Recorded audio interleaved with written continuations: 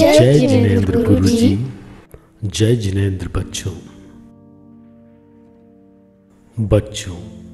आज की कहानी का शीर्षक है असली औषधि प्रभु की भक्ति।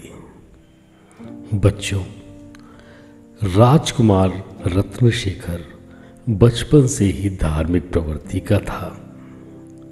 मुनिराज धर्मसेन को उसने अपना गुरु बनाया था, अर्थात धार्मिक शिक्षा मुनि धर्मसेन के चरणों में रहकर प्राप्त की थी। रत्नशेखर ने जब से यौवन अवस्था में प्रवेश किया, बस अपने योग्य सुंदर नव युवती की कल्पना में डूब गया और वह दिन भी दूर न रहा जब उसकी मंगनी हो गई। परंतु अब विवाह के शुभ दिन की बेचैनी ने उसे घेर लिया। मित्र लोग कल्पना की उड़ान में और ऊंचे उड़ चुके थे। राजकुमार से बोले, रानी तो नित्य विशारदा होगी। राज्यकार में थके मांदे स्वामी को पग ध्वनि और वीणा की मधुर झनकार से सम्मोहित करेगी। दूसरा सहचर बोला, भाई वीणा की तान सुन, राजपाट को मत भूल जाना। तीसरा बोला, पुत्रजन के समय हम गरीब सहपाठियों को जरूर याद कर लीजिएगा। राजकुमार भी सर्वगुण संपन्न पत्नी की स्मृतियों में खोया रहता। लचीली कमर और कामदेव को मात देने वाले नेत्र, दिव्य कोमल शरीर उर्वशी रंभा से भी कम न होगी। रत्नशेखर के पिता ने इकलौते पुत्र के विवाह के लिए मंत्रियों को आज्ञा दी थी। बाहर भाट लोग वाद्य यंत्र बजा रहे थे। वाद्य यंत्रों की सुरीली धुन और नर्तकियों द्वारा नृत्य किया जा रहा था। चारों ओर हर्ष उल्लास और उमंग का वातावरण था। विवाह का कार्य संपन्न हुआ। बारात लौटकर आ चुकी थी। रात्रि के समय अपनी प्रिया मदन सुंदरी के दर्शन को लालायित रत्नशेखर ने घूंघट उठाया तो देखकर स्तब्ध रह गया।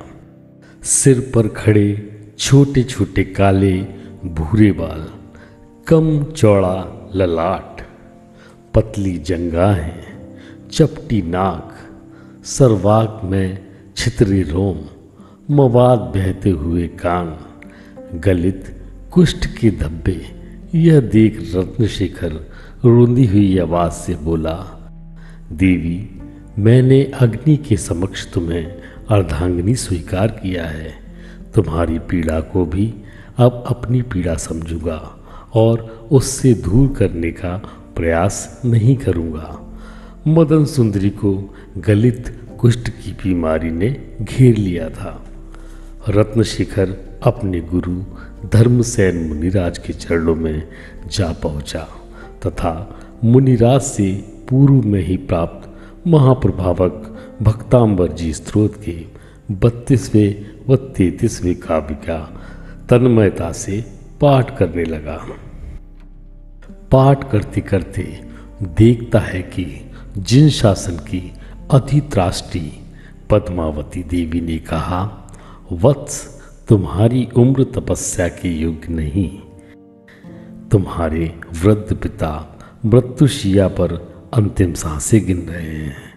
तुम्हारी विदुषी पत्नी मदन सुंदरी ससुर की सेवा में रत है। रत्नशेखर ने कहा, हमारी पत्नी पिताजी की सेवा कैसे कर सकती है? तब पद्मावती ने कहा, जब तुम 2 दिन पूर्व भक्तांबर जी का अखंड पाठ व श्रुति जाप कर रहे थे, तभी उसका कुष्ठ युक्त शरीर दिव्य स्वर्ण देह में परिणत हो चुका है।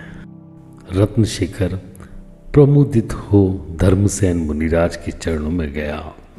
आशीर्वाद लेकर अपनी राजधानी की ओर वापस चला गया। महल में प्रवेश करते ही वृद्ध पिता ने उससे गले लगा लिया तथा उनकी विदुषी पत्नी ने पैरों पर गिरकर अश्रुओं से चरण पखार दिए।